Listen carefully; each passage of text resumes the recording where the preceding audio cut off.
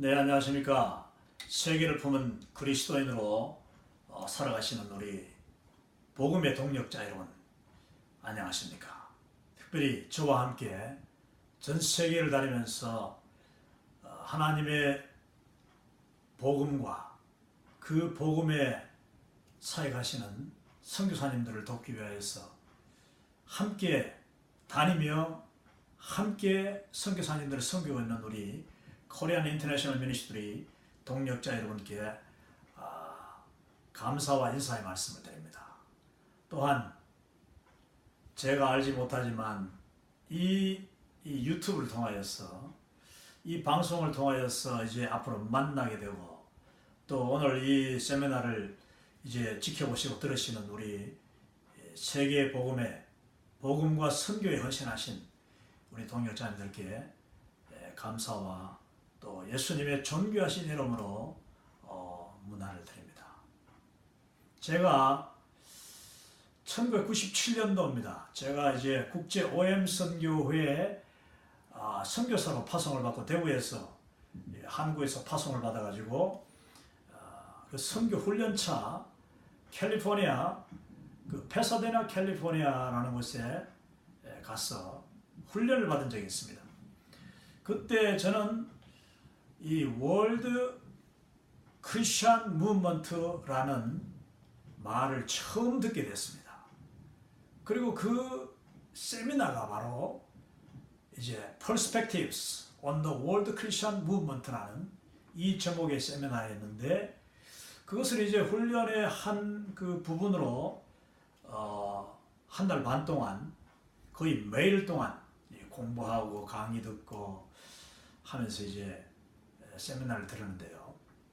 그 세미나를 통하여서 저는 놀라운 그 도전을 받고 저의 어떤 선교에 대한 관점이 바뀌고 어쩌면 저의 평생 목회와 사역의 방향이 거기서 바뀌었다고도 할 수 있습니다. 하나의 충격적이었다 이런 표현을 제가 종종 하는데 그것이 바로 이 퍼스펙티브 세미나의 제1과를 들으면서 그런 일이 일어났습니다.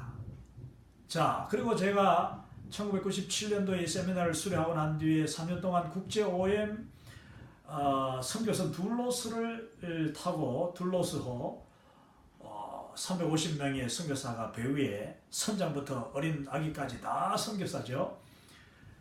정말 그 선교선을 타고 사역을 하면서 세계 각 선교지에서 제가 배운 그 세미나를 조금이나마 적용해보고 또 생생하게 느껴볼 수 있는 기회를 가졌습니다.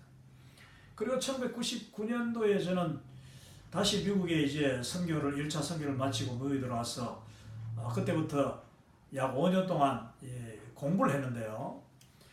그 박사학위 공부를 하면서 제가 느낀 거 발견한 것이 뭐냐 하면은 이 박사학위 공부 이 코스업 자체도 퍼스펙티브라는 이 세미나에서 벗어나지 않는다는 것을 제가 발견하게 됐습니다. 그만큼 이 퍼스펙티브 세미나가 아주 방대하고 또 너무나도 다양한 또 요긴한 선교에 관한 내용들을 담고 있다는 것이죠. 저는 이 퍼스펙티브 세미나의 제목이 사실은 조금 유감이 있습니다. 많은 분들이 오늘날 또 이 퍼스펙티브 세미나를 공부하고 있고 또 수료를 하는데 수료를 하고 난 뒤에도 많은 분들이 이 세미나의 완전한 제목을 다 외우지도 못하고 이해하지도 못하는 것을 제가 발견하거든요. 그것은 바로 저였습니다. 저도 그랬습니다.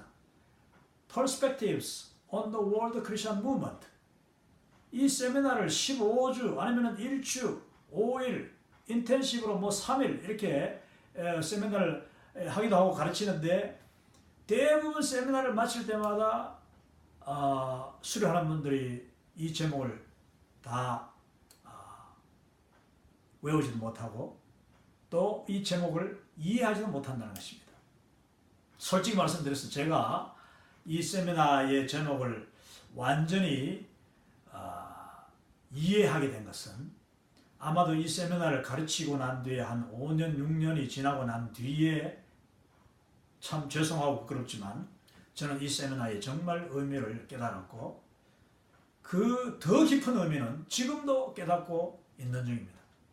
그 의미는 바로 퍼스펙티브스라는 말에 있지 아니하고 바로 그 뒤에 있는 원 제목 World Christian Movement라는 이 제목에 담겨 있습니다.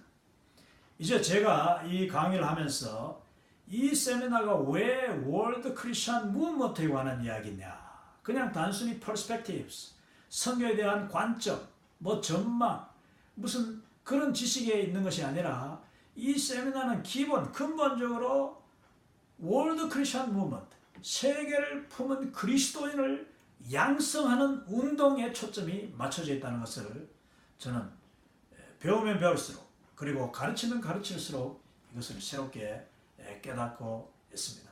이제 이 강의를 진행하면서 여러분들에게 왜 이 세미나가 지금까지 전 세계 복음화, 다른 말로 하면은 세계를 품은 그리스도인을 양성하는 월드 크리스천 무브먼트에 엄청난 기여를 하였는가 하는 것은 이제 당장 오늘 첫 번째 강의부터 여러분들에게 많은 것을 제가 소개해 드릴 수 있으리라고 확신합니다. 이 강의는 1화부터 15화까지 이 주 교재에 담겨 있는데요. 여기 보시면은 제가 이 책을 지금 여기 디스플레이 해놨는데 바로 이 책이 영어 교재입니다. Perspectives on the World Christian Movement 해서 이 주 교재를 제가 여기 가지고 있습니다. 아주 두꺼운 책이죠. 거의 800페이지 가까운 책입니다.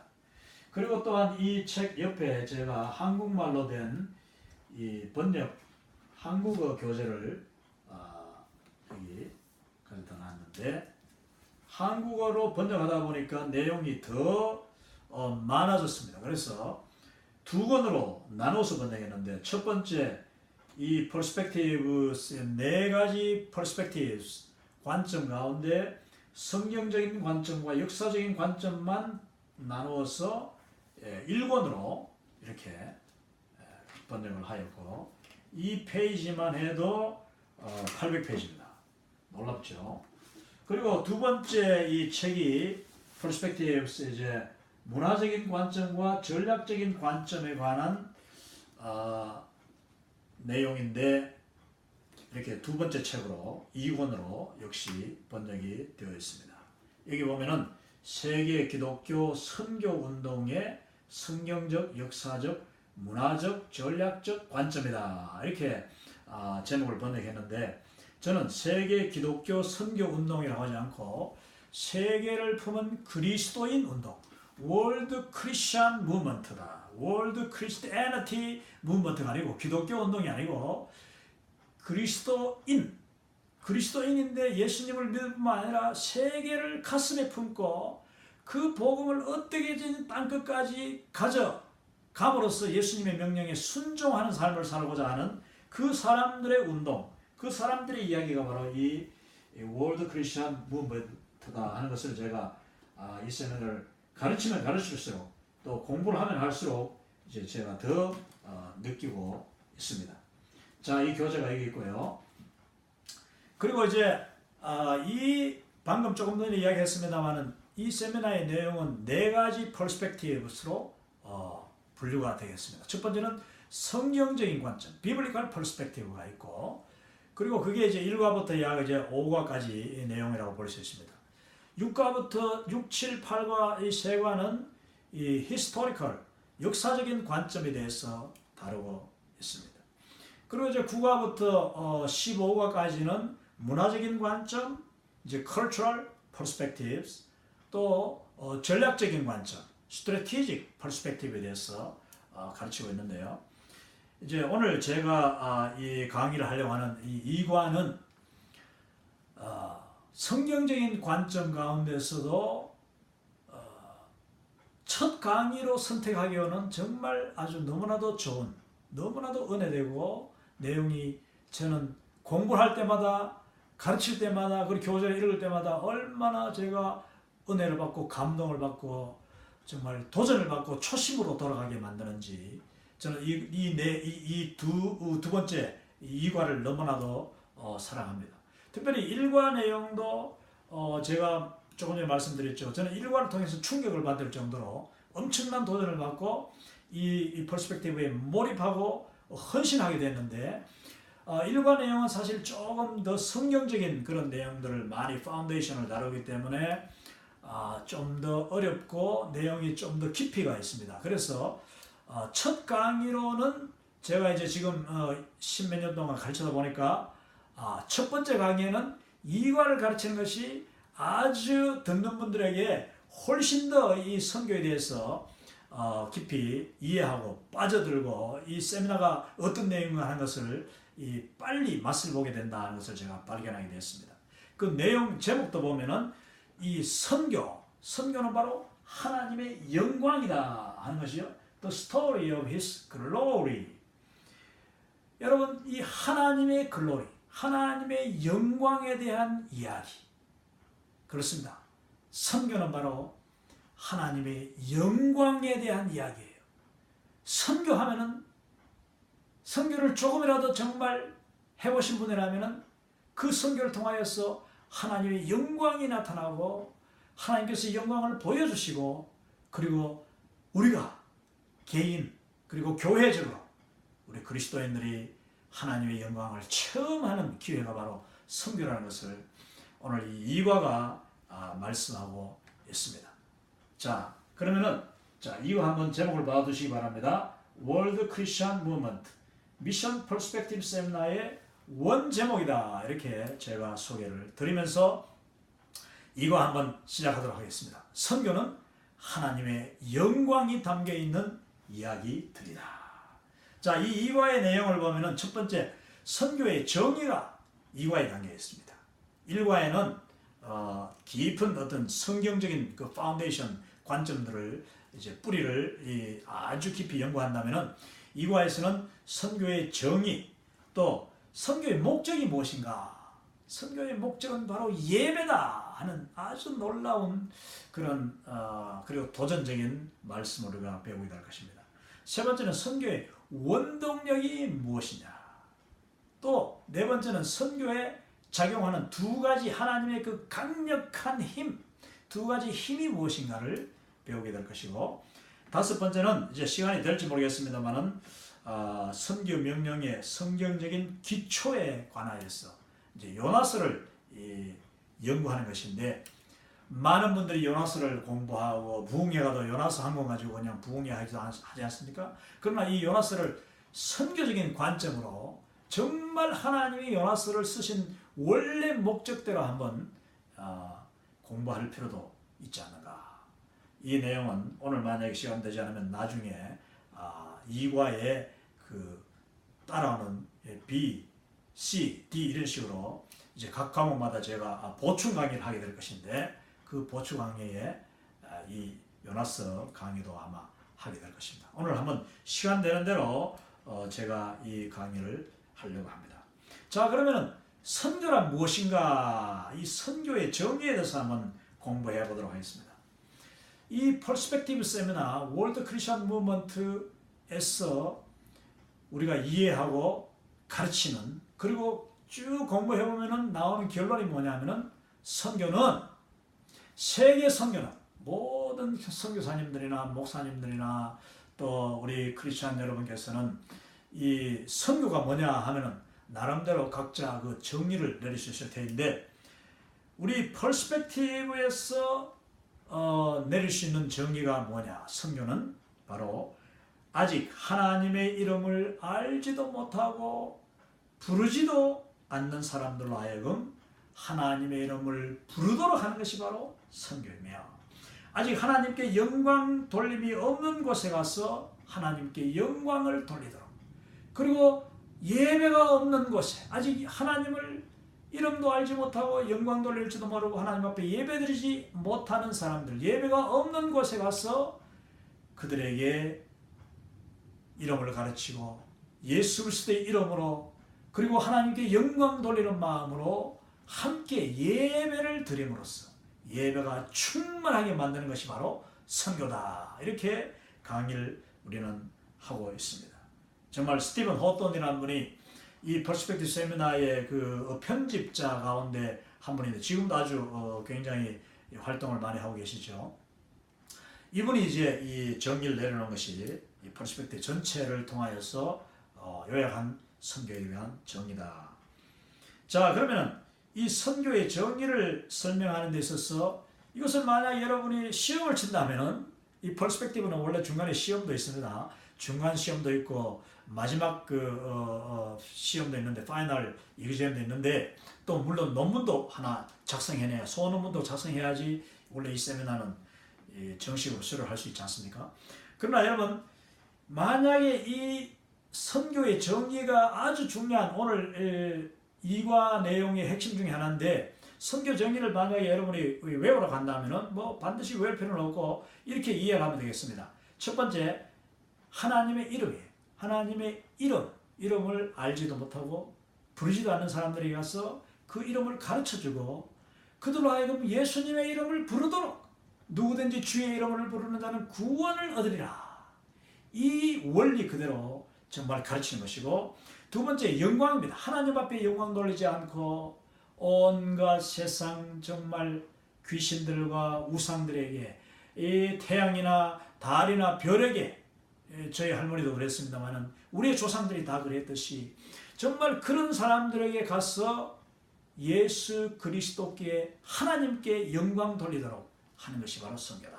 자, 이름이 나왔죠. 그리고 영광. 세 번째는 예배입니다. 그 예수님의 이름 또 하나님께 영광 돌리는 마음으로 이제 예배를 드리는 거죠. 이 예배라는 것은 꼭 주일 낮 예배만 아니라 우리의 삶 자체가 예배로 드려지는 거룩한 산제사로 살아드리도록 하는 것이 바로 이 예배의 삶인데 예배가 없는 곳에 가서 예배를 충만하게 하는 것이 바로 이 선교다. 이렇게 이해를 하시면 되겠습니다. 자, 이름, name, 그리고 글로리, 하나님 앞에 영광, 또 하나님께 예배, worship.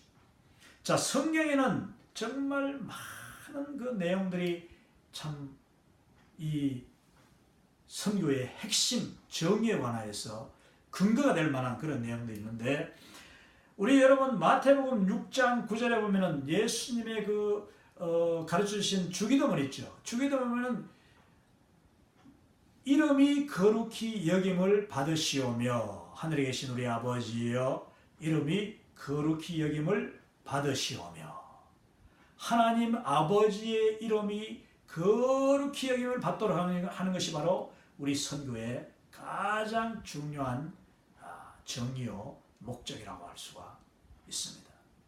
또 더 나아가서는 예수 그리스도 이름이죠. 우리가 예수님의 이름으로 구원받고 예수님의 이름으로 기도하고 예수님의 이름으로 나아갈 때에 아버지 하나님께서 우리를 기뻐 받아 주십니다. 이제 이 교재를 읽어보시면은 하나님의 이름에 관한 구약의 여러 이름들이 이제 나옵니다. 엘로힘이라든지 아돈나이, 야훼 여러 가지 이름이 나오는데 또 신약에 가서는 예수 그리스도의 이름, 예수님의 이름, 또 그리스도라는 이름, 또 주라는 이름 이런 내용들을 우리가 공부하게 되는데 그것을 정말 우리가 공부하는 이유는 우리가 선교할 때 그 예수님의 이름, 하나님의 이름을 온전히 가르쳐서 아직 예수님의 이름, 하나님의 이름을 알지도 못하고 부르지도 않는 사람들 하여금 그 이름을 부름으로써 구원 얻도록 하는 것이 선교다. 또 영광이라는 것도 성경에는 얼마나 많은 내용이 나오는지 모릅니다. 하나님께서는요 참 너무나도 거룩하시고 전능하시고 사랑이 많으신 하나님이지만 딱 한 가지 자기 자신에게 와야 되는 영광을 이방신들, 귀신들에게 돌리는 모습은 결코 참지 못하신 분이에요. 그래서 성경에서는 하나님을 질투하시는 하나님이라고 말씀하고 있는 것입니다. 그래서 하나님은 우리로 하여금 그 예수 그리스도를 증거하고 하나님을 증거함으로 말미암아 그의 구원을 깨달은 사람들이 하나님 앞에 영광을 돌리고 또 하나님 앞에 예배를 드리도록 우리에게 아주 지상대명령 땅끝까지 이르러서 속히 아직 이것을 알지 못하는 자들에게 알리라고 증거하라고 말씀하고 있는 것입니다. 진실 하나님은 모든 족속이 예수님의 이름을 부르고 하나님 아버지의 이름을 부르고 그리고 하나님 앞에 영광 돌리기를 원하시다. 또 월십, 이 예배, 여러분 예배는요, 이 퍼스펙티브 2과에서는 말하기를 예배는 구원보다도 더 위대한 그리고 구원보다도 더 원대한 하나님의 계획이라고 말씀하고 있습니다. 물론 하나님이 우리를 긍휼히 여기시고 우리 각 사람을 죄에서 구원하시고 지옥 갈 우리를 하나님 나라로 갈 수 있도록 하나님의 백성으로 만들어 주셨는데 이것이 구원이죠. 그러면 그 구원의 목적이 있다는 것입니다. 구원의 목적이 바로 뭐냐? 예배다 하는 것이죠. 그래서 이 예배는 구원 그 너머에까지 하나님의 계획이 잡혀있는 놀라운 이 사건이다. 그래서 여러분 우리는 하나님 앞에 예배 드리기 위하여서 구원받았다 하는 사실을 기억해야 되겠습니다. 자, 하나님은 이 예배를 위해서 우리를 창조하시고 우리로 하여금 찬송받기 위하여서 모든 만물과 우리 인류를 창조했다고 말씀하고 있습니다.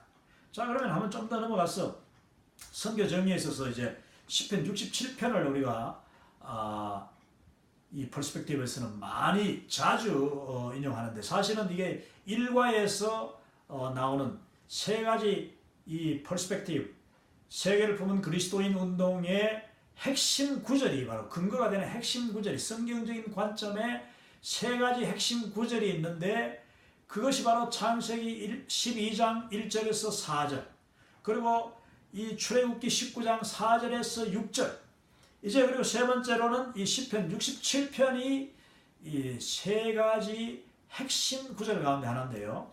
제가 이것을 2과에서 다루는 이유는 1과의 내용이 아주 방대하고 시간이 사실은 부족하기 때문에 2과에서 그리고 이 시편 67편이 말로 2과의 내용인 선교의 정의와 선교의 목적인 예배 하나님께 영광 이거와 바로 연결되기 때문에 제가 67편을 여기에서 지금 설명하도록 그렇게 하겠습니다. 자, 시편 67편을 한번 읽겠습니다. 하나님은 우리에게 은혜를 베푸사 복을 주시고 그의 얼굴빛을 우리에게 비추사 주의 도를 땅 위에 주의 구원을 모든 민족에게 알리소서. 하나님이여 민족들이 주를 찬송하게 하시며 모든 민족들이 주를 찬송하게 하소서. 온 족속들은 기쁘고 즐겁게 노래할지니 주는 민족들을 공평히 심판하시며 땅 위에 나라들을 다스리실 것임이니라. 셀라. 하나님이여 민족들이 주를 찬송하게 하시며 모든 민족으로 주를 찬송하게 하소서. 그리고 6절 땅이 그 소산을 내어 주었으니 하나님 곧 우리 하나님이 우리에게 복을 주시리로다. 그리고 마지막 7절 하나님이 우리에게 복을 주시리니 땅의 모든 끝이 하나님을 경외하리로다. 할렐루야. 이 시편 67편 말씀은 다윗 왕이 이제 왕이 되고 난 뒤에 이스라엘 백성들과 더불어서 하나님 앞에 예배드리면서 하나님 앞에 예배드리러 나갈 때에 부르도록 만든 시편이 바로 시편 67편입니다. 근데 이 시편 67편의 길이가 여러분 한 주기도문하고 비슷한 길이죠. 그런데 이게 놀랍게도 히브리서로 되어 있는 이 본문을요, 이 주기도문을 히브리서로 바꾸면은 이 시편 67편하고 그 구조, 스트럭처까지 아주 너무나도 비슷하면서 길이도 비슷하고 내용도 하나님 앞에 간절히 기도하는 가장 하나님이 기뻐하시는 선교적인 내용. 그래서 이 구약의 이 시편 67편을 구약의 주기도문이라고 합니다. 주기도문, 구약의 주기도문. 그 정도로 이 시편 67편은 중요하고 또 내용이 아주 대단한데요. 이스라엘 백성들이 성전에 올라갈 때 이제 예배를 드리러 올라가지 않습니까? 안식일에 성전에 올라갈 때 그리고 절기를 맞아서 예루살렘에 올라올 때에 그 이스라엘 백성들이 한 마음으로 부르면서 올라온 성전에 올라가는 이 노래요. 또 성전에 모여서 하나님 앞에 같이 이 이스라엘 백성들이 그냥 그룹으로 단체로 춤을 추면서 부르기도 하고 하나님 앞에 기도하고 두 손을 펼치고 간절히 기도하기도 하는데 이 기도 내용이 바로 시편 67편이라는 거죠. 그 내용을 여러분 보십니까? 참 놀랍지 않습니까? 이 구약의 이스라엘 백성들이 부르던 이 시편 노래, 하나님은 우리에게 은혜를 베푸사 복을 주시고, 먼저 하나님이 우리에게 먼저 복을 주시고, 이게 유대인들이 부르던 노래예요. 원래 유대인들이죠. 우리에게 복을 주시고, 그리고 그의 얼굴빛을 우리에게 비추사, 먼저 하나님의 은혜 은총을 우리에게 비추사. 2절에 보면은 주의 도를 땅 위에, 그리고 주의 구원을 모든 민족에게 알리소서. 이거 지금 놀라운 겁니다. 다윗 왕이 지금 이렇게 이스라엘 백성들에게 이 시를 가르쳤어요. 그리고 이스라엘 백성들이 이것을 다 따라서 불렀습니다. 하나님이 우리를 선택하셔서 선민으로 삼으셨습니다. 하나님이 우리를 먼저 복을 주시고, 또 보면은 우리의 땅, 우리의 밭, 우리의 과수원, 우리가 하는 모든 목축업이 하나님의 축복으로 말미암아 놀라운 복의 복으로 가득 차기를 원합니다. 근데 하나님, 그 축복은 우리한테서 그치지 않을 것입니다. 어쩌면 이것은 이스라엘 백성들의 각오예요. 우리가 이렇게 먼저 복을 받고 우리는 이 축복을 모든 민족에게 나눠주기를 원합니다. 그래서 주여, 주의 구원을 모든 민족에게 알리소서. 우리를 통하여서 주의 도를, 주의 구원을 알리소서. 우리 찬양도 있죠. 이 찬양 시편 67편. 그리고 3절에 이 반복이 됩니다. 3절에 보면 하나님이여 민족들이 주를 찬송하게 하시며 모든 민족들이 주를 찬송하게 하소서. 여기서 모든 민족, 이 모든 민족, 예수님이 마태복음 28장에서 지상명령하시고 마가복음 16장 15절에서 너희는 온 천하에 다니며 온 세계 속으로, 세상 속으로 들어가서 go into the world, 그리고 만민에게 복음을 증거하라. 그리고 제자를 삼으라. 내가 너희에게 가르쳐 지키게 한 것을, 가르친 것을 지키게 하라고, 분부한 것을 가르쳐서 지키게 하라고 예수님이 명령하셨는데, 그때 보면은 예수님이 하신 말씀이 모든 족속에게, 너희는 가서 모든 족속에게. 자, 그 모든 족속이라는 이름이 바로, 그 구절이 바로 이겁니다. 모든 민족들이 주를 찬송하게 하소서. 또 4절에도 온 족속들은 기쁘고 즐겁게 노래할지니 주는 민족들을 공평히 심판하시며 땅 위의 나라들을 다스릴 것임이니이다. 하나님이여, 5절에 또다시 반복됩니다. 민족들이 주를 찬송하게 하시며 모든 민족으로, 이것을 이제 헬라어로서는 판타타 에뜨네라고 합니다. 에뜨노스. 에뜨노스가 민족인데 판타타 에뜨네 하면 모든 민족들, 이 세상에 있는 온갖 족속들, 그들에게 하나님의 이 영광, 하나님의 구원을 알리소서. 주의 도를 알리소서.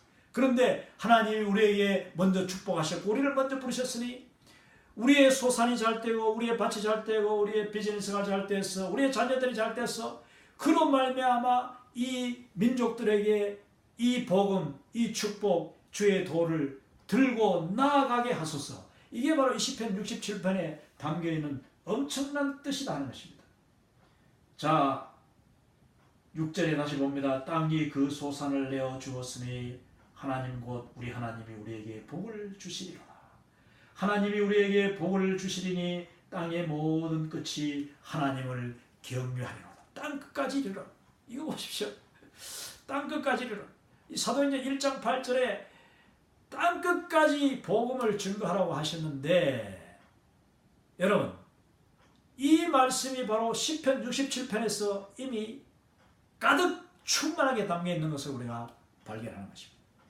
하나님은 다윗을 통하여서 이스라엘 백성들, 모든 이스라엘 백성들의 입술에 이 찬송 시편 67편을 담아주시고 그들이 성전에 나올 때마다, 예배 드릴 때마다, 아니 집에서도 가정예배 드릴 때마다 이 시편 67편을 그냥 부르는 거예요. 만복의 근원 하나님 하듯이 우리가 예배송으로, 개회송으로, 아니면은 예배를 마치고 나아가면서 이들은 이 찬송을 불렀습니다. 근데 여러분 어떻게 됐습니까? 이스라엘 백성은 이 시편 67편을 날마다 부르면서도 우리가 주기도문을 외우면서도 이 시편 67편대로 살지는 않았습니다. 자기들에게 주어진 그 축복을 자기들만 간직하고 자기들만 누리는데 급급하였지, 그 하나님의 구원의 축복을 만방에 알리소서 하면서 자기들이 그 축복의 도구가 되지는 않았다 하는 것입니다. 이것이 바로 이 월드 크리스천 무브먼트의 아주 시작에서 일과에서부터 이제 지적하는 첫 번째 핵심적인 도전입니다. 자, 우리는 그럼 저와 여러분은 지금까지 저 같은 경우는 4대째, 저의 자녀들이 이제 5대입니다만 5대째 크리스천으로 복을 받고 축복을 누리고 살면서 과연 그 축복을, 주의 도를, 주의 이 놀라운 이 구원을 열방에 알리는데 얼마나 내가 앞장섰느냐, 내가 얼마나 적극적으로 세계를 품은 그리스도인으로 살아왔는가. 하나님은 이스라엘 백성들을 책망하십니다. 왜냐? 그들이 바로 그 누린 축복, 받은 축복을 자기들만 간직하고 그 아주 배타적으로, 심지어는 다른 이방인들을 그냥 구원이 없다 하고 자기들만 선택된 백성이기 때문에, 하나님은 우리를 선택하신 선민이기 때문에 우리는 축복을 누리는 것이고 이방인들은 다 저주받은 지옥 갈 사람들이라고 믿고 생각했기 때문에, 어쩌면 지금도 유대인들은 그런 사고방식을 가지고 있기 때문에 하나님이 여전히 그들을 축복하시고 기다리시고 인내하시고 지켜보고 계심에도 불구하고 하나님의 진정한 축복을 누리지 못하고, 이제 얼마 전에, 며칠 전에도 지금 또 미국에서 또 그 회당을, 유대인 시나고그 회당에 그 백인 우월주의자가 침입해가지고 유대인들을 총으로 난사하여 11명이나 죽었다는 소식 들었는데 얼마나 안타까웠습니까? 2차 대전을 통하여서 나치를 비롯하여서 이 히틀러의, 그리고 독일의 뿐만 아니라 온 유럽의 정말 소위 그리스도인이라고 하는 사람들이 그 유대인들을 수백만을 죽음으로 몰아넣었습니다.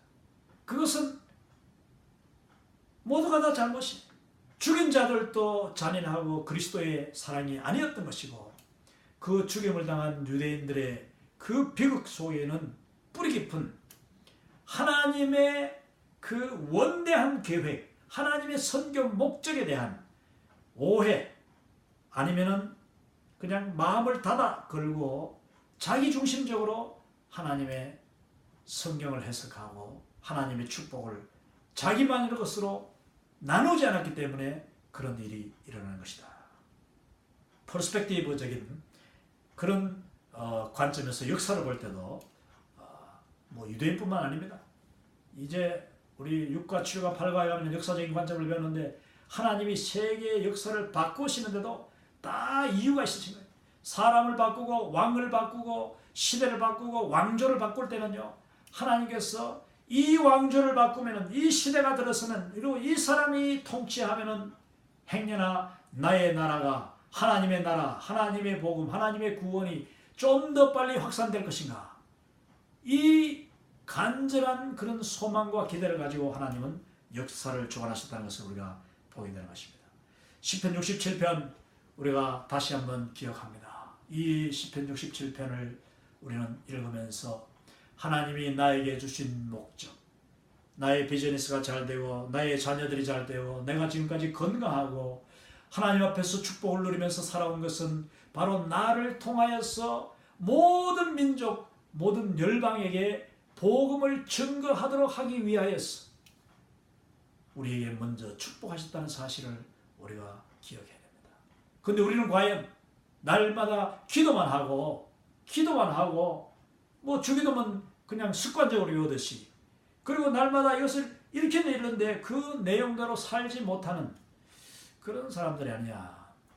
바로 그런 사람들을, 그런 그리스도인들을 위하여서 준비된 세미나가 이 월드 크리스천 무브먼트 세미나라는 것입니다.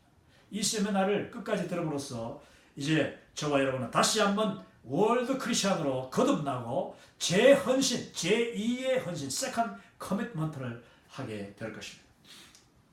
자, 그러면 예수님의 이름을 우리가 한 번 더 짚고 넘어가야 되겠다 싶습니다. 그래서 제가 따로 이 슬라이드 한 장을 준비했는데, 왜냐하면 이 이과 성경은 하나님의 영광이고 바로 그 영광에 관한 스토리라는 것을 제목이 이야기하고 있는데, 예수님의 이름 속에 하나님의 영광이 가득 담겨 있습니다. 제가 여기 지금 이 그림 하나를 준비했습니다. 이 물고기 그림이죠. 우리가 잘 알고 미국에서는 특히 이제 제가 사는 이 텍사스에서는 많은 분들이 이 차 뒤에다가 이 물고기 그림을 이제 붙이고 다닙니다.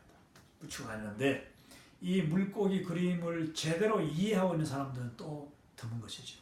자, 여러분, 이 물고기 그림 한국에서도 이미 많이 알려져 있는데 이것을 익두스라고 합니다. 익두스. 그대로 이 헬라 그대로 읽으면 익두스인데, 이 익두스는 어떤 의미를 가지고 있느냐? 예수님의 이름을 담고 있는 그런 하나의 모형입니다. 상징이죠. 자, 익두스는 fish, 곧 물고기라는 뜻인데, 예수님의 이름자들의 첫 자들을 따서 다 모아놓은 것이 바로 이 익두스라는 이름으로 결론이 내려진 겁니다. 첫 번째, 이 이오타는 바로 예수스, 예수라는 뜻이에요. 예수스. 뭐 지저스라는 영어도 있으면 사실은 우리 한국어 성경이 더 이 헬라에 가깝죠. 예수스, 예수님, 예수, 크리스토스, 크리스토스. 그리고 데우라는 건 데우스라는 하나님이라는 말이 나오는데, 하나님의라는 뜻이 데우라면 하나님의. 그리고 휘오스가 아니고 휘오스인데, 이 휘오스라는 말은 아들이라는 뜻입니다. 아들, 하나님의 아들. 마지막 나오는 이 소테르라는 이 말은 구세주라는 뜻입니다. 구원자, 구세주다. 자, 이 물고기 이름에 놀라운 신앙 고백이 담겨 있습니다. 예수스 크리스토스 데우 휘오스 소테르. 예수 그리스도 하나님의 아들, 바로 나의 구주. 우리 초대교회 성도들이 이 물고기 그림을 그리다가 그 물고기 그림을 그렸다는 그 한 가지 이유만으로 잡혀가서 수많은 사람들이 사자밥이 되고 늑대밥이 되고 십자가 못 박혀 죽임을 당했습니다. 여러분 중에서 혹시 폴란드 출신 이 작가인 센케비치라는 사람이 쓴 코바디스라는 소설을 읽어보신 적이 아마 있는 분들 많을 줄 압니다.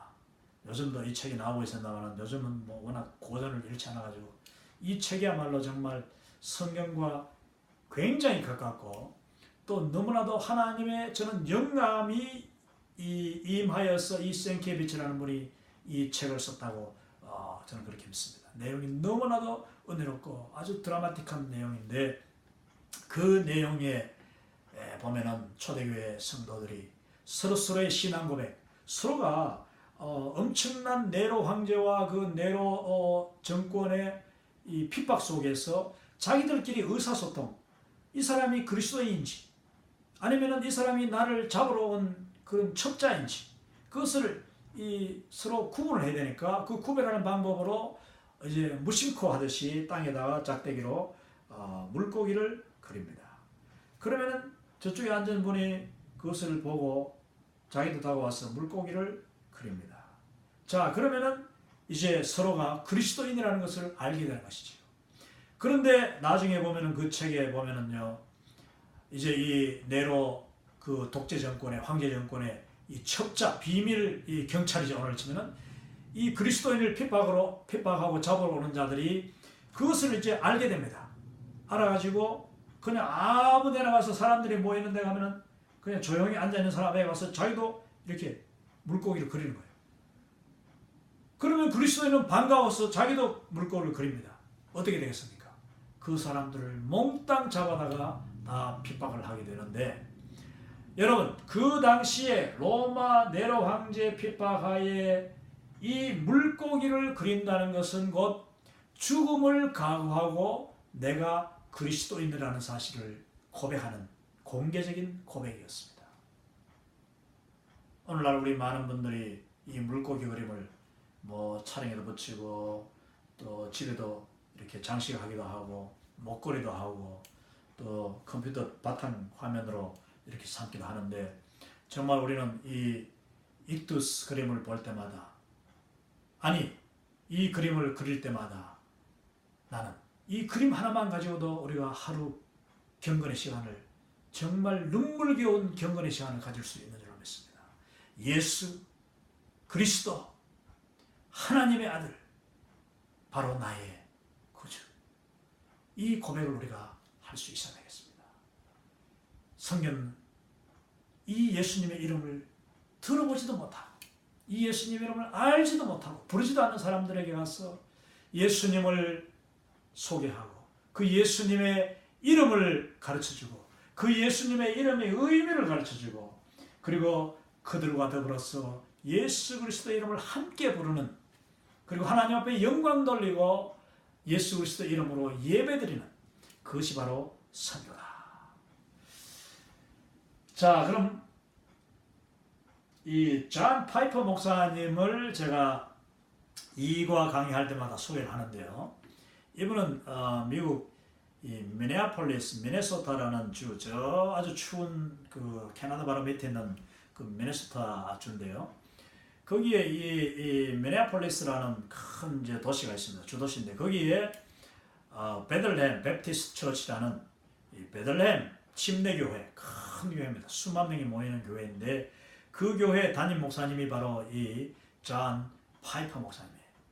이 존 파이퍼 목사님은 한국에도 다녀가셨고 또 미국에서 있었던 몇 년 전에는 그 자마 한국인 1.5세 2세들의 집회인 자마 그 컨퍼런스에서 뭐 한 8,000명이 모였는데, 그 당시 조지아 텍 이 아틀란타에서 모였는데 그때도 주강사로 모실 정도로 이 파이퍼 목사님은 우리 한국인들과도 굉장히 정서가 비슷하고, 그건 곧 믿음이 같고 한 성령으로 또 같은 열정이 있기 때문에 그렇죠. 특별히 존 파이퍼 목사님은 아주 선교에 뜨거운 열정을 가지신 분입니다. 이분은 사실 한 번도 선교사로 헌신해가지고 이 선교지에서 사역한 적 없지만은 평생을 교회 사역하신 분인데, 이분의 설교를 들어보면은 여러분 가능하면은 이 존 파이퍼 목사님 설교를 한번 들어보시기 바랍니다. 이 desiringGod.org라고 제가 소개해놨습니다만, 이 desiringGod.org 들어가시면은 이 파이퍼 목사님의 설교도 들을 수 있는데 정말 뜨겁고 또 너무나도 섬세하고, 그러면서도 정말 그 선교사들을 사랑하는 마음, 또 복음을 그 현장성 있게 증거하는 그 노력이 너무나도 대단하신 분이고, 또 이분은 설교 가운데 하나님의 영광이라는 단어를 너무너무 많이 사용하시면서 그 선교와 영광, 복음과 영광, 그리스도의 이름과 영광, 영광과 예배, 이 너무나도 기본적인 이 우리 기독교의 이 개념, 이 내용들을 가지고 설교를 하시는데요. 그 가운데 수많은 선교사들의 그 숨겨진 이야기들을, 순교의 이야기들을 발굴해서 예화로 사용하시는 그런 특징 있는 목사님입니다. 이 존 파이퍼 목사님이 쓴 책이 바로 이 열방을 향해 가라. 이게 벌써 뭐 한 20년 가까이 됐지 싶은데 한국에서 나온 지가 좋은 씨앗이라는 이 좋은 씨앗, 저기 잘 나오지 않습니다만 출판사 이름이 좋은 씨앗입니다. 좋은 씨앗이라는 출판사에서 내었고 저자는 바로 존 파이퍼 목사님. 여기 부제가 예배의 목적과 선교의 이유를 묻는 이들에게 보내는 가장 정확한 답변서라 이렇게 됐습니다. 제가 이 책을 읽으면서 영어로는 Let the nations be glad라고 해서 모든 민족들로 즐거워하게 하라. Let the nations be glad. May the nations be glad. 이게 바로 시편 67편의 주제입니다. 주여 모든 민족들로 주를 찬송하게 하고 즐거워하게 하소서.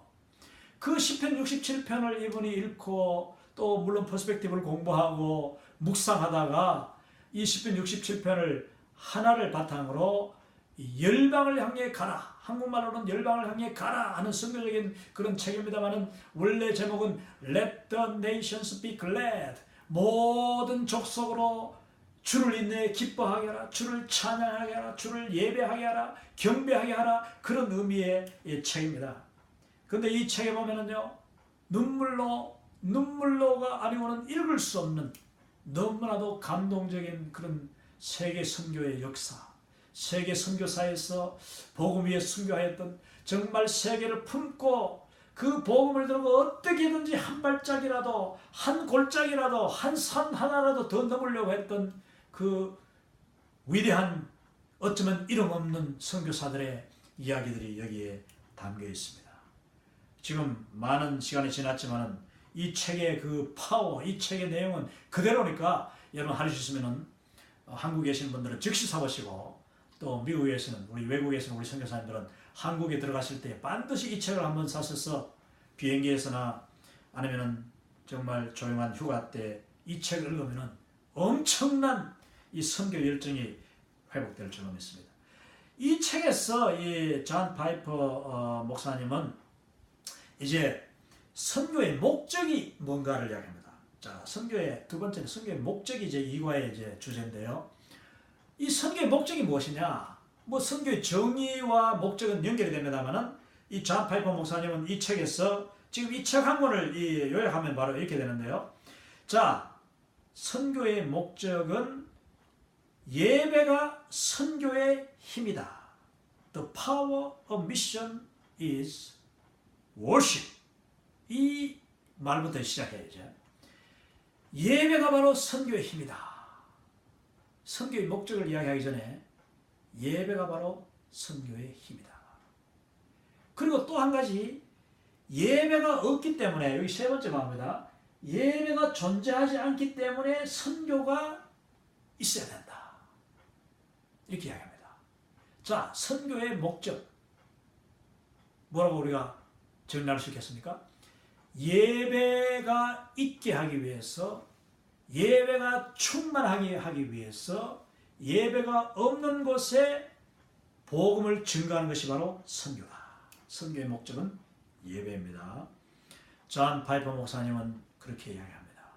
우리 교회가 수천 수만 명이 모여서 예배드리지만 우리 교회의 예배, 이 예배는 바로 선교와 직결되어 있고, 선교가 없었으면 이곳의 예배도 있지 않을 것이고, 미국이란 땅도 결국은 선교사들에 의해서 복음화되지 않았습니까?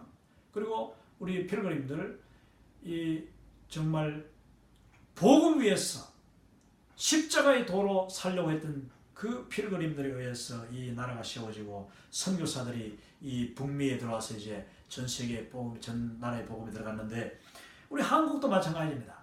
예배가 없던 곳에 우리 선교사님들이 들어와서 예배가 충만한, 저의 시골 마을도 100년, 120년, 110년 그 전만 해도 교회가 없었으니까 예배가 없었죠. 거기는 그냥 우상이 가득 차고 가난과 빈곤과 질병과 눈물과 한숨만 가득 찬 절망뿐인 그런 시골 꼴짝, 지금도 전국에서 가장 가난한 동네라고 합니다만은, 그러나 지금은 그곳에 하나님의 예배당이 있고 새벽마다 또 수요일마다 주일마다 예배가 충만한 그런 이제 마을이 되는데, 여러분 바로 선교의 목적은 예배다. 그리고 예배는 선교의 힘이다. 저는 파송을 이제 한국에서 97년도에 나올 때에 대구 동부교회에서 저를 이제 풀 서포트로 해주셔서 파송을 받았는데 얼마나 감사한지 모릅니다. 그 서포트 자체가 감사하기도 했지만 재정적인 후원 뭐 100% 해주셨으니까 그런데도 더 감사한 것은 그 교회가 예배에 충만한 교회였다는 것입니다. 예배는 선교의 힘이다. 제가 지역 교회들을 이제 세미나 가서 미국에서 어지간한 큰 도시들은 제가 다 다니면서 이 세미나를 보급하고 있습니다만은 많은 교회에서 저는 그렇게 이 이관을 강의할 때에 교회 성도님들과 목사님들에게 분명하게 이야기합니다. 여러분이 드리는 이 예배가 선교의 힘입니다. 여러분이 그냥 뭐 돈 몇백 불, 몇천 불 이 후원해가지고 파송하고 후원한다 선교사님들 그걸로 자랑하지 마십시오. 그걸로 끝나는 게 아닙니다. 또 여러분이 정말 하나님 앞에 그 선교사님을 진정으로 후원한다면은 그것도 능력으로 후원한다면은 이 교회의 예배가 충분해야 됩니다. 여러분 한 교회에 드리는 예배가 바로 그 교회에서 파송해 놓은 선교사님의 그 선교 현장까지 유기적으로 연결되어 있고 그 능력과 권능과 파워가 선교 현장에서 그대로 마치 이 우리가 드리는 예배와 중보기도 그 능력이 찬양의 능력이 미사일처럼 그 선교 현장에 그냥 그대로 역사한다는 사실을 우리는 기억해야 됩니다. 이게 바로 그 뜻이에요. 예배가 충만한 교회가 바로 선교의 힘이다. 또한 선교사님들 현장을 방문하면 제가 종종 그런 이야기를 합니다.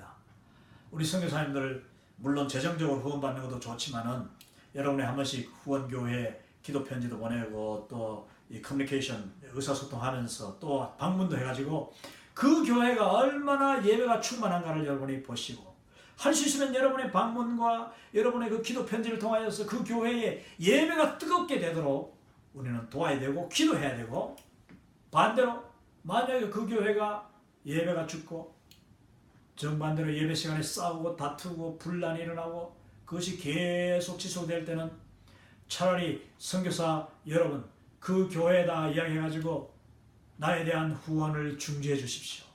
차라리 여러분이 이렇게 싸우고 분열하고 예수님 앞에서 하나님 앞에 예배드리러 모여가지고 싸울 것 같으면 차라리 저는 후원을 사양하겠습니다. 왜냐하면 나에게는 돈이 필요한 것이 아니라 바로 예배의 능력, 여러분이 드리는 예배의 그 열정과 그 기도의 능력이 바로 나와 함께 하기를 저는 원하기 때문입니다. 이렇게 우리 지역교회를 향하여서 선포하고 부탁하고 또 정말 안 되면 그 후원을 그냥 끊으라고 저는 그렇게 이야기합니다. 우리 선교사는 그 정도 그 예배에 대한 또 그 열정이 있어야 되고 그 선교의 그 궁극적인 뿌리가 능력이 어디서 오는가를 우리가 알아야 된다 하는 것입니다. 이 존 파이퍼 목사님 말하기를 선교는 도구에 불과하고 예배는 바로 목적이다. 예배는 결코 불변이다. 선교는 변동 가능해요. 근데 예배는 불변이요. 예배는 영원합니다. 여러분 그거 아십니까? 저도 선교사입니다만 이제 선교사로 20년을 제가 사역했습니다만 저의 선교사직은 물론 제가 하나님의 부르심을 받거나 예수님이 다시 오시면은 선교는 다 끝납니다. 그리고 정말 예배는 어떻게 되느냐? 비록 우리 선교사들의 모든 임기가 예수님이 다시 오심으로 끝나더라도 우리 예배는 영원히 계속될 것이다. 선교사 직분에서 이제 온리 예배자의 직분으로 우리의 모든 직분과 직책이 바뀌는 그것이 바로 천국에서의 우리가 하는 일이다. 할렐루야. 여러분 예배는 영원합니다.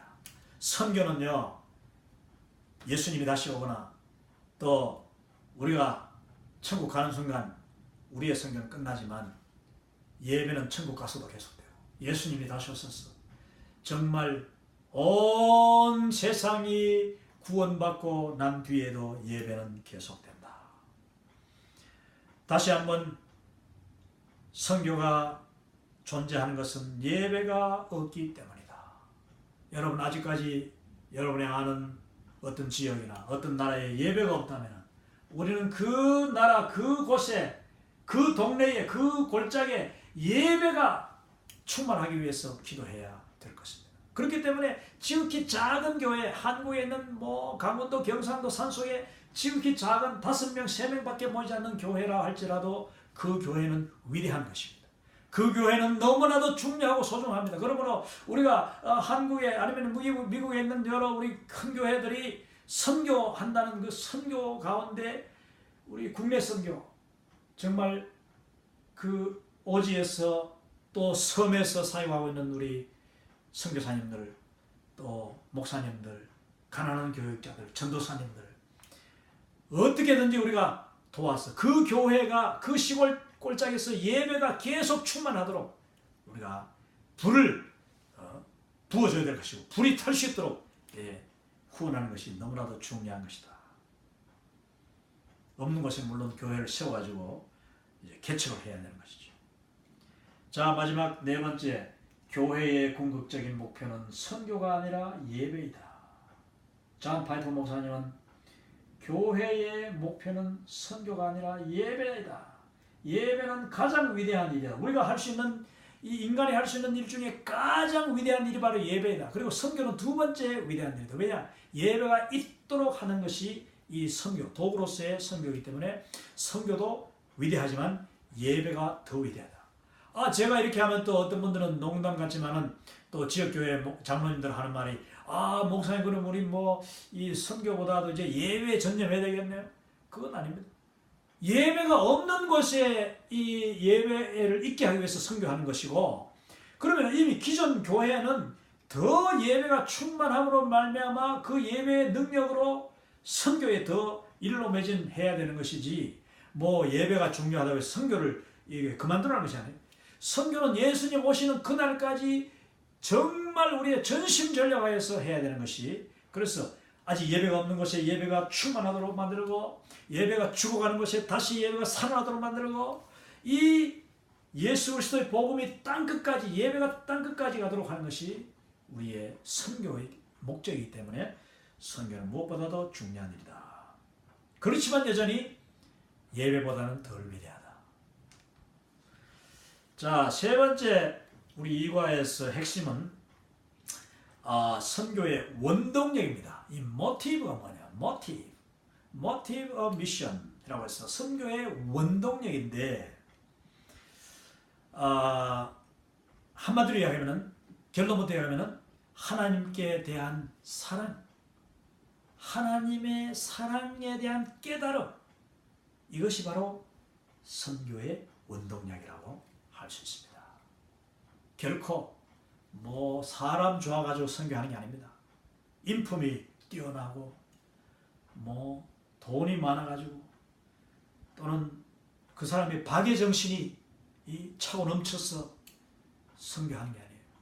물론 많은 분들이 선교제 가보면은 많은 분들이 이 박애정신으로 인간에 대한 그 동정심으로 선교제에 와 있어. 참 물론 자유지만 그러나 그런 분들의 특징이 뭔지 아십니까?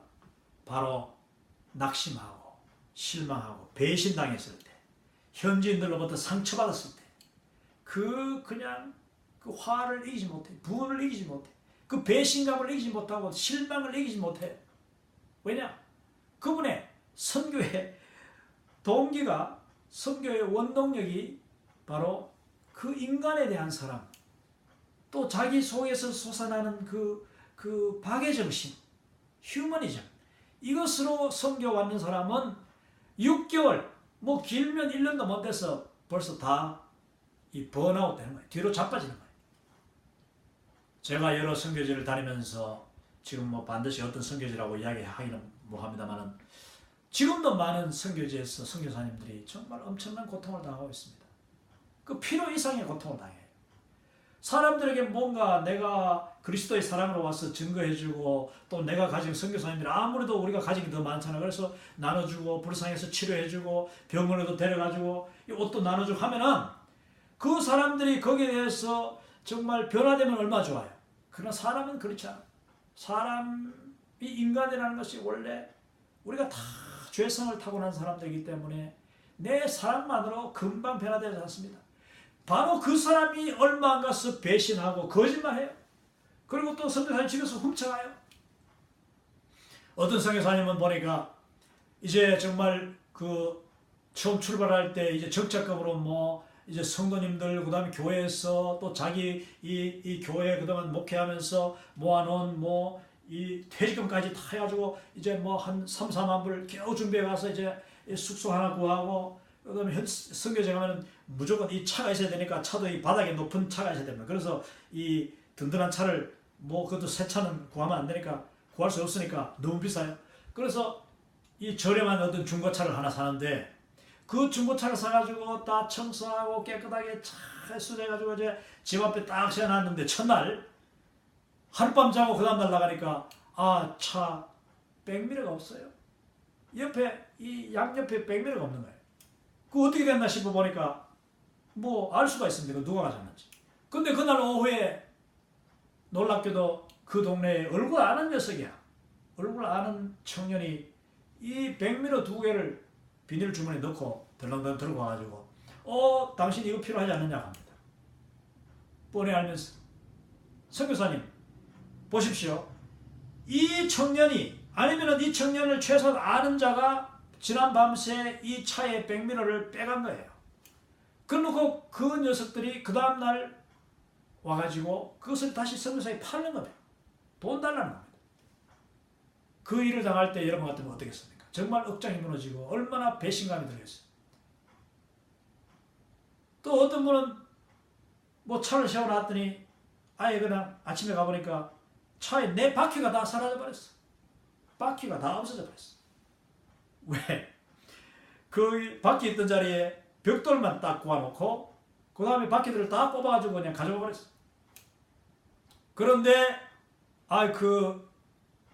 이제 차 밖에 없으니까 뭐 어떻게 할 수 없잖아요. 선교사님이 정말 자전거 타고 다른 사람 차 타고 이제 막 돌아다니면서 그런 바퀴를 뭐 사기도 해야 되겠고 혹시 내 바퀴 어디 없나 아닌 게 아니라 바로 멀지도 않은 그 어떤 시내에 그 도시 시내에 차 정비소가 있는데 거기에 자기 차 바퀴가 4개 가지런히 앉아 있는 거예요. 근데 이게 내 건데 해도 당신 증거가 어디 있느냐고. 그럼 이거 얼마 하느냐니까. 엄청난 가격으로 사라고 하는 것입니다. 여러분 그 선교사님 그 심정이 어떻겠습니까? 그런 일을 실제로 당하는 사람이 너무 많아요.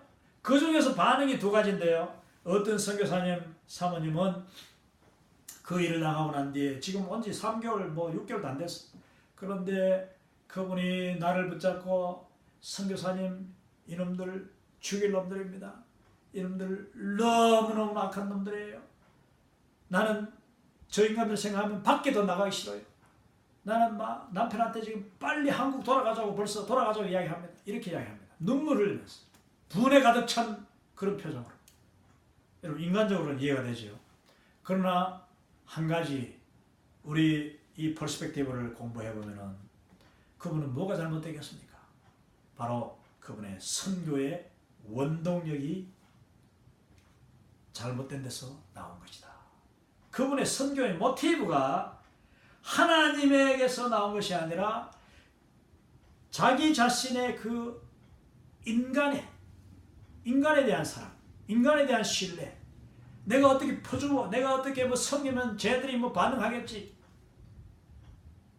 그거는 그냥 코이카나 하는 거예요. 코이카. 이 국가 봉사단이나 하는 거예요. 우리는 복음 들고 나올 때에 선교지가 할 때에 이번에 제가 볼리비아 가서도 선교사님들에게 그런 말씀을 나눴습니다만 많은 선교사님들이 너무너무 진짜 힘들어하고 계시죠. 그게 선교지의 정상적인 노멀한 생활이고 또 금방 열매 맺히지 않는 것도 또 정상이에요. 근데 인간적으로 우리는 얼마나 애가 탑니까? 거기다가 특히 내가 열심히 가르쳤던 나의 제자가 그냥 하루아침에 등을 돌리고 배신하고 또 심지어는 나의 물건을 훔쳐가고 이렇게 했을 때 얼마나 우리가 낙심하겠습니까? 그러나 중요한 것은 여기서 우리가 하나님의 사랑, 이 하나님의 사랑을 우리는 기억해야 됩니다. 자, 예수님과의 만남, 예수님을 영접하고 예수님을 나의 구주 나의 하나님으로 부르고 영접하고 감격하던 그 순간에 그 사랑으로 우리는 선교하는 것입니다. 그 하나님의 사랑 때문에 우리는 그 어떠한 고통스러운 선교지에서의 그 슬픔과 상처도 배신도 심지어는 우리는 이겨낼 수가 있는 것입니다. 자, 복음과 함께 받는 고난은 영광이요 특권이다. 이것은 제 말이 아니고 이 퍼스펙티브의 반복해서 나오는, 그것도 여러 우리의 훌륭한 선배 선교사님들의 그 입에서, 삶에서, 전기문에서 나왔던, 그들의 편지에서 나왔던 고백이 바로 이겁니다. 복음을 위해서 내가 받는 이 선교 현장에서 받는 이 고난은 바로 결코 내가 화낼 일도 아니고 슬퍼할 일도 아니고 분노할 일도 아니고, 이것은 바로 내가 복음 들고 복음과 함께 고난받는 놀라운 특권이요, 이것은 바로 영광이라고 그렇게 고백을 하는 것을 우리가 볼 수 있습니다. 여기 미시오 데이라는 용어를 새로운 개혁주의, 복음주의적인 퍼스펙티브로 이렇게 정의를 내린 분이 바로 데이빗 보시라는 남아프리카 공화국 출신의 선교학자였는데 92년도에 그분이 62세인가 때 교통사고로 돌아가서 너무나도 아까운, 정말 세계적인, 특히 남아공에서는 이런 인물이 지금까지 난 적이 없었습니다. 굉장한 이 선교학자요, 아주 복음적이고 균형을 갖춘 그런 분이었는데, 이 데이빗 보시 목사님이 92년도에 돌아가셨는데, 이분이 남긴 책이 지금도 92년도에 쓰인 책은 벌써 30년 다 돼가는데 그 책들이 지금도 아주 빛을 발하고 있습니다. 그만큼 아주 주옥 같은 책들인데, 그분이요, 선교는 하나님께서 하시는 것이다. 선교의 창시자도 하나님이시요, 믿음의 주요 온전케 하신 하나님이, 그 히브리서 12장 말씀과 같이 이 하나님은 선교의 주인이시고 선교자의 창시자이시고, 또 예수님은 선교자의 최초의 선교자로 오신 분이고, 하나님 아버지는 최초의 선교사를 보내신 분이고, 또 선교를 완성하신 예수님이다. 지금도 완성시키시는 예수님이고, 모든 선교사들을 총괄하시는 우리 선교의 사령관이 바로 예수님이다. 이 선교는 명령에 순종하는 것 이상이다. 명령에 순종하는 것 이상이다. 내가 선교지에 가는 것이 힘들고 고통스러워도 예수님이 내한테 명령했기 때문에 그 지상 대명, 그 명령으로만 받아들이면 안 되는 거죠. 우리가 명령이기 때문에 고생하고, 그건 아니에요. 이분은 말하기를 그는 명령 이상이다. 명령에 대한 순종 그것만으로 선교할 수 없다. 선교는 예수님과의 만남의 결과이다. 주님을 만난 사람은 선교에 완전히 사로잡히게 된다. 예수님을 만난 사람은 필연적으로 가까운 사람에게 복음을 전하기 시작하게 되고, 자기가 알고 자기가 깨달은 자기가 만난 예수님을 말하지 않고는 견딜 수가 없는 것이 바로 이 예수 믿은 사람의 모습이라는 것입니다. 그 사람은 당연히 선교도 하게 되는데, 근데 이 선교라는 것은 여러분, 전도를 잘하는 분도 거기서 멈출 수 있어요. 저도 그랬습니다. 저도 17살 때 고등학교 1학년 때 예수님을 어느 날 아침에 예수님의 집을 찾아오셨어.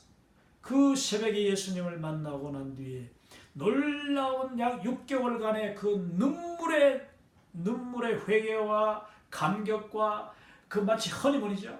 정말 새벽기도 갈 때마다 이 수건을 한 장 다 큰 걸 들고 와야지 눈물 콧물을 감당하실 정도로 그렇게 깊은 사랑을 경험하고 나니까 저는 사춘기도 없어지고 고등학교 1학년 그 부끄러운 나이지만은 복음을 증거하기 시작하고, 정말 이제 열심히 성장하면서 복음을 증거하고 전도자가 되었는데, 선교라는 것은 어떤 특별한 계기와 어떤 특별한 또 그 배움이나 이 선교에 대한 눈이 떠져야지 그게 하게 되더라는 것입니다. 전도에서 한 단계 더 나아가는 것, 또 한 거리 더 나아가는 것, 문화를 뛰어넘는 것, 이것은 선교인데, 그 선교는 배워야 되는 것이고 훈련받아야 되는 것이고, 또 그 선교를 위해서 특별히 더 헌신이 되어야 되는 것이다. 그런데 전도 못하는 사람이 선교할 수 있습니까? 저는 선교 현장에서 많은 청년들이 특히 부모님의 등에 떠밀려가지고 왔는 청년들을 많이 봤습니다. 그들은요 아직 예수님을 만난 경험도 없는데 부모님이 그냥 저 아들 저 딸을 어떻게 하나 안타까워하면서 기도하면서 또 이렇게 어떻게 재정을 모아가지고 그 등을 떠밀어 집히는 좀 한번 선교지 갔다 오더라. 그래서 왔는 사람들 많아요. 물론 그들 중에 제가 아는 몇 사람은 정말 완전히 바뀌어서 헌신된 사람도 있어. 그거 정말 좋은 일이죠. 특히 제가 했던 그 선교선 배 같은 이 둘로스선, 지금은 이 로고스 호프라는 배입니다만은 로고스 호프, 이 그 배에서는 지금도 약 400명의 선교사들, 그 중에 60% 이상이 젊은이들이죠. 그들이 배에 와서 선교를 배우고 체험하고 하는 가운데 예수님을 만나는 모습을 많이 봅니다. 중요한 것은 여러분, 이 선교라는 것은 예수님과의 만남의 결과다. 그렇기 때문에 예수님을 제대로 만나고 예수님에 대한 그 사랑에 대한 감격, 하나님 사랑에 대한 감격이 없으면은 우리는 선교를 할 수 없습니다. 왜냐? 우리 인간의 그게 감정, 인간의 사랑, 인간의 박애정신은 한계가 있는 것입니다.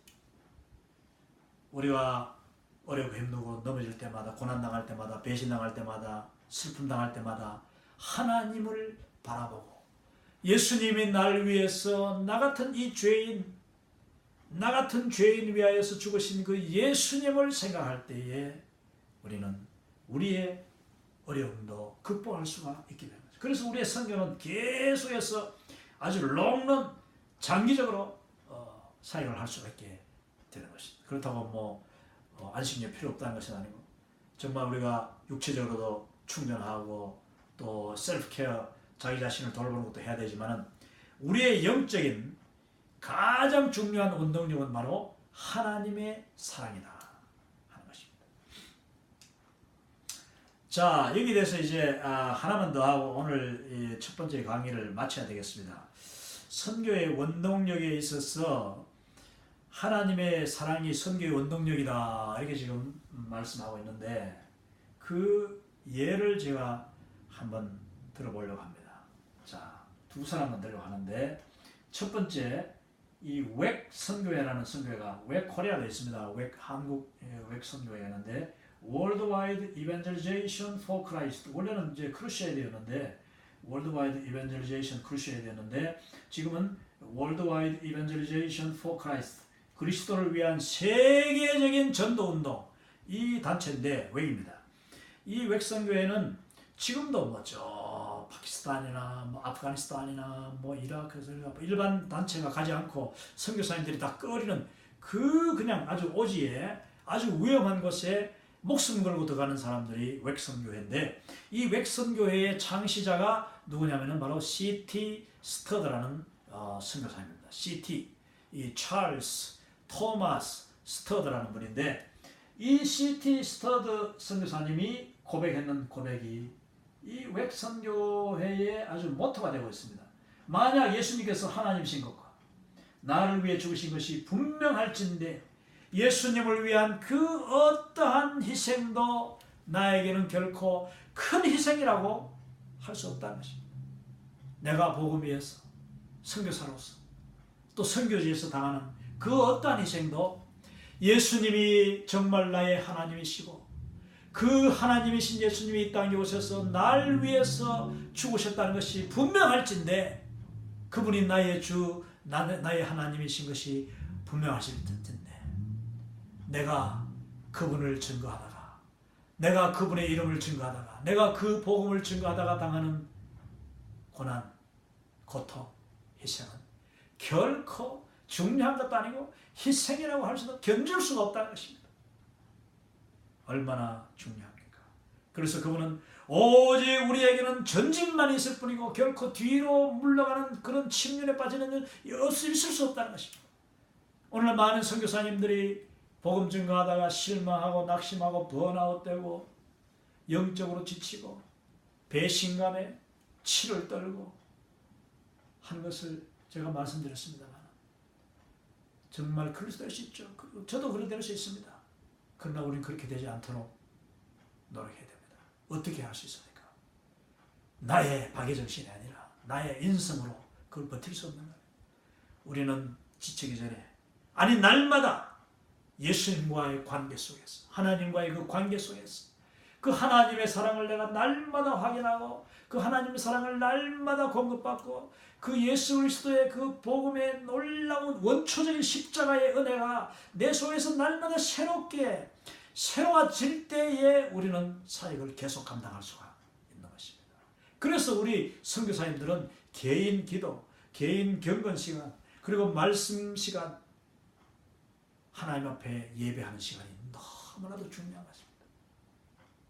그래서 저는 많은 선교사님들에게 제발 좀 프로젝트 좀 하지 마라.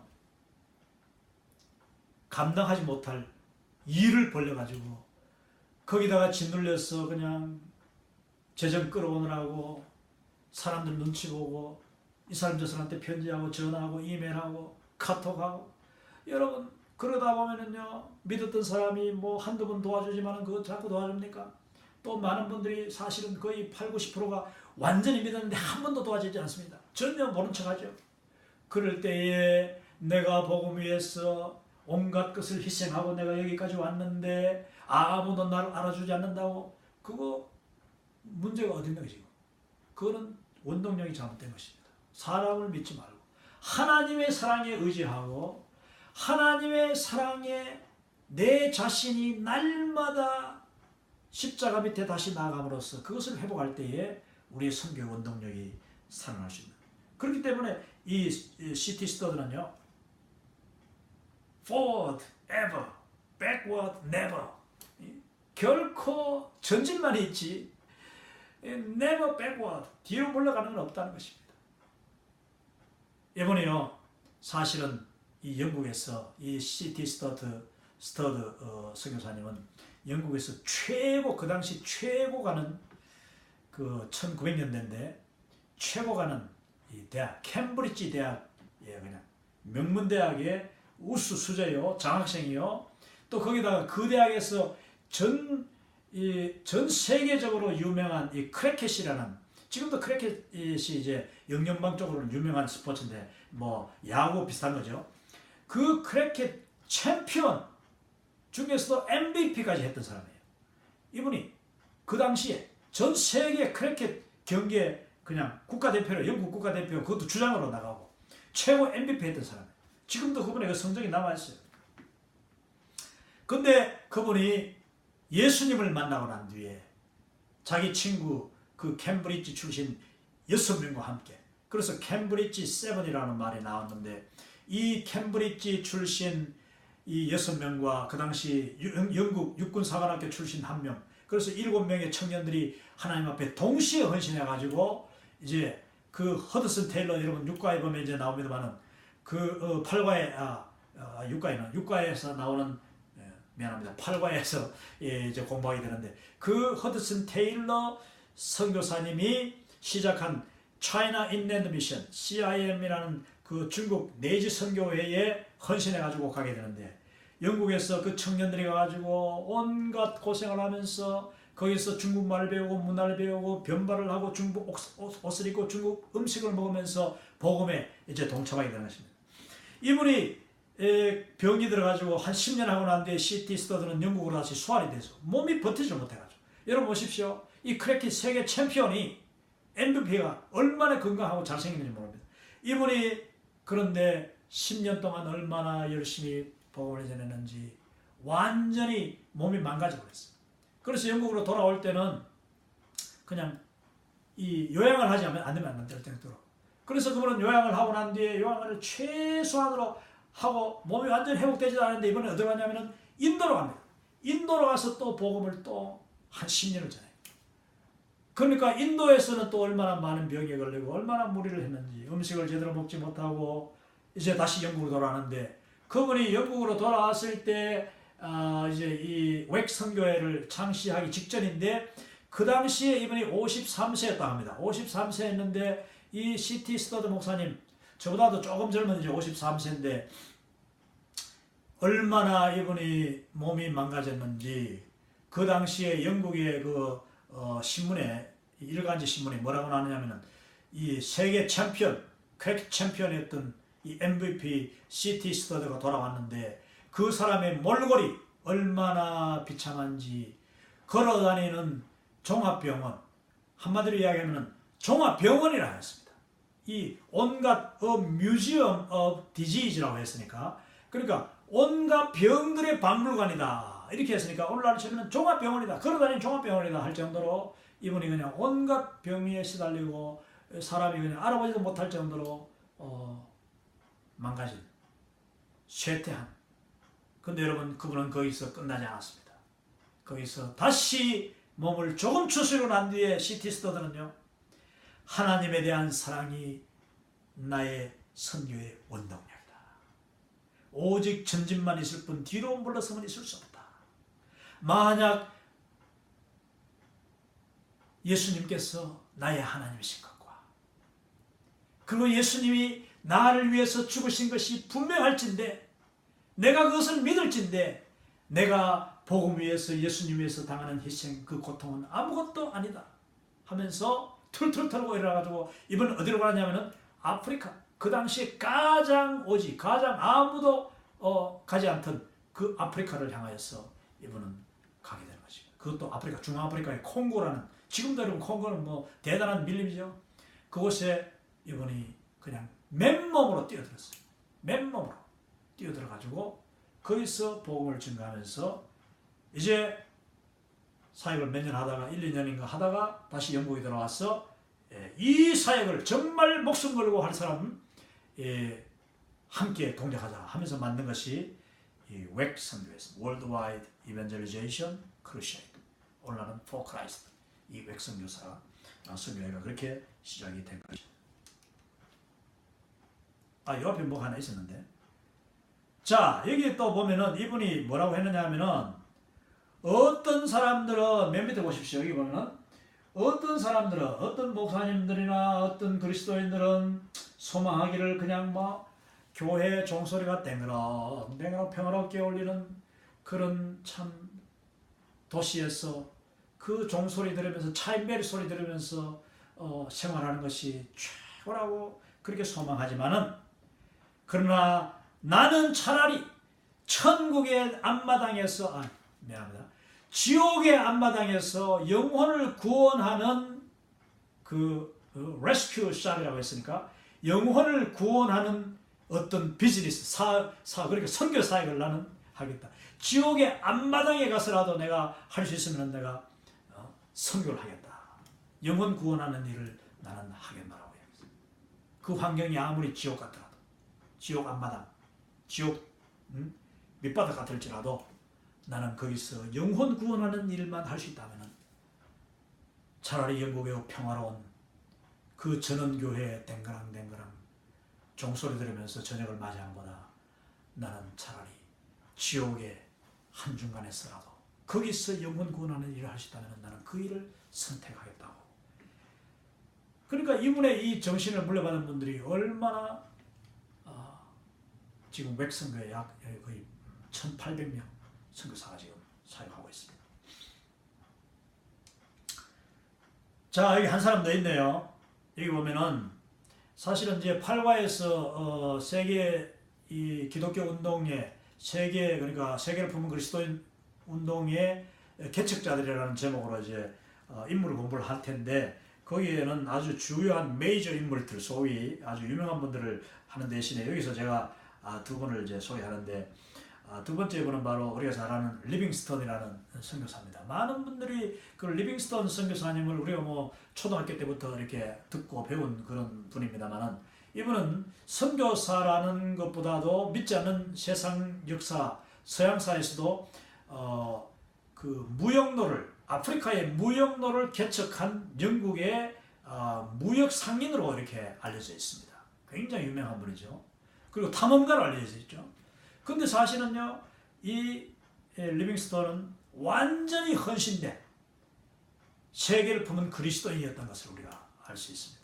왜냐하면 그가 했는 말들을 보는데요, 이것은 제가 벌써 한 10년 넘었습니다만 남기만 장로님이라고 아틀란타에 계시는 비즈니스 하시는 참 귀한 장로님인데 선교에 헌신하셔서 저와 함께 이 국제 후원 회장으로 여러 선교지 미국의 뭐 온 이 도시들을 같이 다니면서 이 세미나를 자비랑으로 보급했는데 한 번은 우리가 영국에서 국제 OM 그 지도자 모임이 있어가지고 거기 참석했다가 일부러 런던에서 기차를 타고 하루 종일 가가지고 이 에딘버러 스코틀랜드 에딘버러 영국의 저 북쪽이죠. 그 도시에 갔는데 이 에딘버러는 스코틀랜드라는 그 왕국의 수도입니다. 그 에딘버러에 기차에 딱 도착해가지고 기차에서 내려가지고 이제 오른쪽 언덕으로 왼쪽에는 에딘버러 성이 있고 오른쪽으로 이제 도시가 있는데 그 구시갈 쪽으로 이제 올라가다 보니까 그 중간쯤에 이 리빙스턴 동상이 하나 이 비둘기 똥을 뒤집수고 있었는데 처음에는 제가 멀리서 저 웬 그 동상이 저기 한번 가보자 하면서 가까이 갔더니 놀랍게도 여러분 보십시오. 리빙스턴이라는 이름이 있었어요. 깜짝 놀랐습니다. 바로 이분이 그 데이빗 리빙스턴. 하나님 앞에 복음 위하여서 무역로는 영국을 위해서는 무역로를 개척하고 탐험자로서 그리고 복음을 위해서는 세계 선교에 특히 아프리카 선교에 길을 개척했던 놀라운 선교사 리빙스턴의 동상이었습니다. 이분이 했는 말 중에 하나는 나는 이 세상에 내가 가지고 있거나 아니면 내가 앞으로 소유하는 그 어떠한 가치 있는 것도 그 하나님의 나라, 그리스도의 나라에 있는 그 보화와 결코 비교할 수 없다.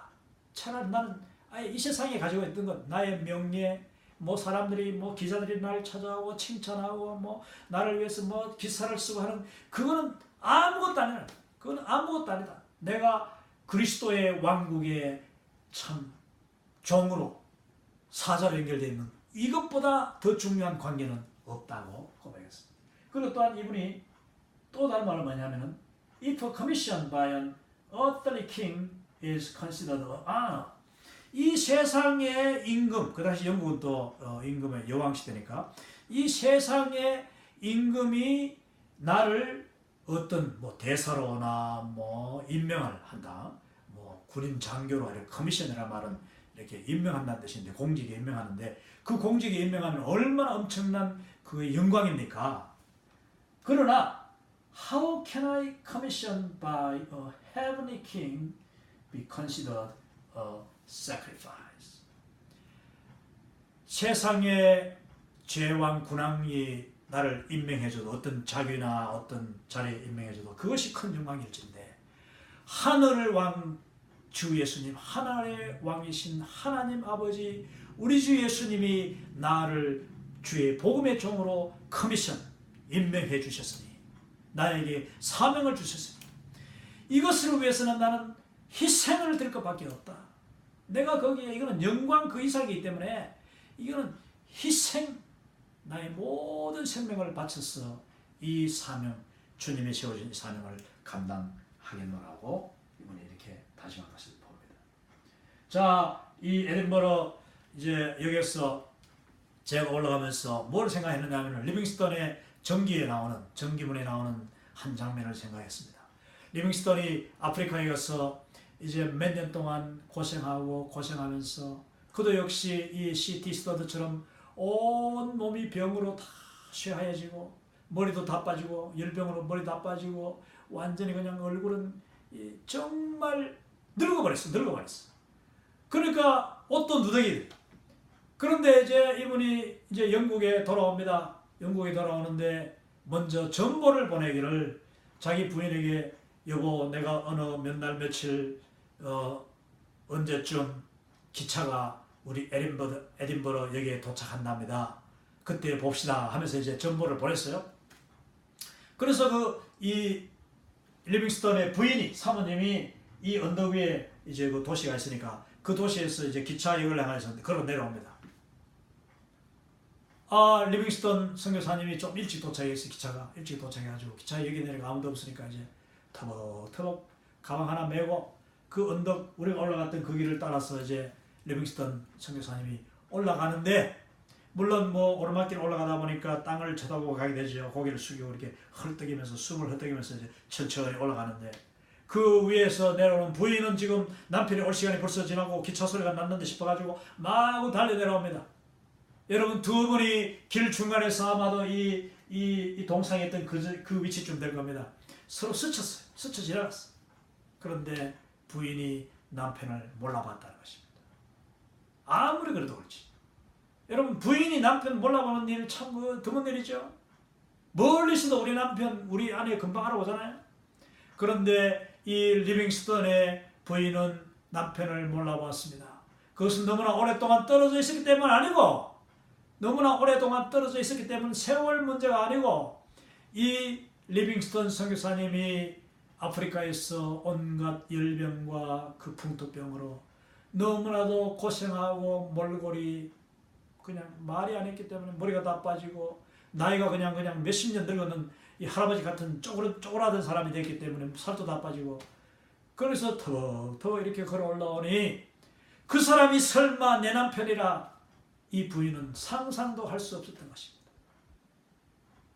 그렇게 리빙스턴 선교사님이 돌아왔을 때에 이 에딘버러에 그 당시 에딘버러는 여러분 아시다시피 스코틀랜드 장로교의 본산입니다. 거기에 수많은 교회들 뭐 거의 100%가 다 이 장로교 교인들이었어요. 이 스코틀랜드 장로교회 이 교회들마다 그냥 리빙스턴 선교사님을 모셔가지고 집회를 하고 간증을 듣고 이렇게 하는데 주일 아침 예배 몇 번, 주일 저녁 예배 그 당시에는 뭐 예배가 많으니까 온 시내 다니면서 이제 간증했는데 가는 곳마다 이 스카티시 장로교인들 성도들이 뭐라고 하냐면은 리빙스턴 선교사님 도대체 왜 그 고생을 사시았습니까? 이 몰골이 뭡니까? 당신은 이 나라에서 얼마나 유명한 산지 아십니까? 이제는 이 땅에서 그냥 편안하게 살아도 얼마든지 기자회견이나 하고 말이야 골프나 치면서 사실 수 있는데 왜 이러십니까? 그렇게 이야기할 때 리빙스턴 선교사님 뭐라고 했냐합니까? 여러분 내가 예수님으로 말미암아 구원받고 내가 하나님의 은혜로 주의 복음을 위한 종으로 부르심을 받았으니 주의 복음과 함께 받는 고난은 나의 특권이요 나에게 주어진 놀라운 축복입니다. 결코 이것을 희생이라고 제발하지 마십시오. 저에게서는 희생이 아닙니다. 나는 기쁨으로 특권으로 그리고 축복으로 복음과 함께 고난을 받습니다. 이렇게 얘기했습니다. 여러분 세계를 품은 그리스도인은 이와 같이 하나님의 사랑 예수 그리스도의 그 복음의 은혜가 너무나도 감사해서 늘 울어도 눈물로써 못 갚을 줄 알아 몸밖에 드릴 것 없어 이 몸 드립니다. 이것이 우리의 고백 아니겠습니까? 오늘날도 이 고백 가지고 하나님에 대한 그 사랑 예수님을 만났을 때 그 첫사랑 그것은 날마다 회복하고 날마다 십자가 밑에 나가서 그 보혈의 은혜를 회복함으로 말미암아 새롭게 받아들임으로 말미암아 그리고 날마다 성령님께 자기 자신을 맡기고 자기 자신을 활짝 열고 성령님 내 안에 들어와 성령님 나에게 오시옵소서 환영합니다. 영접합니다. 성령님 나를 도와주시옵소서. 성령님 나의 영을 새롭게 하소서 기도하면서 그 성령님이 주시는 은혜와 능력과 권능으로 감동으로 이 복음과 함께 고난받는 지금도 세계 만방에 흩어져서 사역하고 있는 이 선교의 정의, 선교의 목적을 이루고 있는 우리 선교사님들 존경하며 사랑합니다. 그리고 축복합니다. 그리고 이 선교사님들을 위해서 그들과 함께 비록 내가 전방에 나가지 못했지만 후방에서 후원하는 자로서 노심초사하며 그 선교사님들을 위해 밤낮으로 기도하며 그리고 선교지를 위해서 기도하고 또 나의 가진 것 소중한 것 정말 제물로 드리고 헌금하고 선교사님들한테 편지 쓰고 이렇게 복음에 동참하고 있는 우리 세계를 품은 그리스도인 여러분 이 강의는 계속됩니다. 오늘 이 강의를 통하여서 여러분이 만약에 도전받았다면 계속해서 이 강의가 정말 아름답게 이어지도록 기도해 주시고 또 준비하는 부족한 저를 위해서도 기도해 주시면 대단히 감사하겠습니다. 할렐루야. 주님 앞에 영광 돌립니다.